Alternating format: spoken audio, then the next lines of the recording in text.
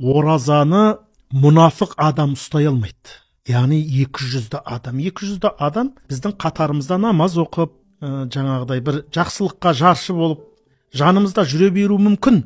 Бірақ ол 200-ді адамның таң атқаннан күн батқанға дейін оразамын деп ашыру мүмкін емес. Сондықтан ғалымдарымыз айтады, екінші бір нәрсе, оразада рия болмайды. Ал енді басқа амалға ол рия кіруі мүмкін. Яғни біреу көрсін, біреу білсін деген мақсатта.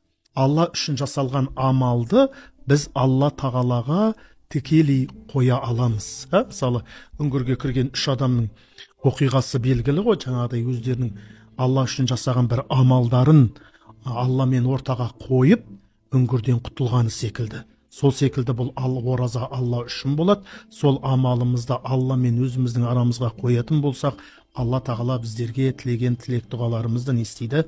Қабыл ететін болады. Олай болса, Алла үшін ораза мен үшін деді. Олай болса, Алла үшін істейік ораза ұстайық. Құрметті ағайын, ораза айы қасиетті санаулы күндерде келеді.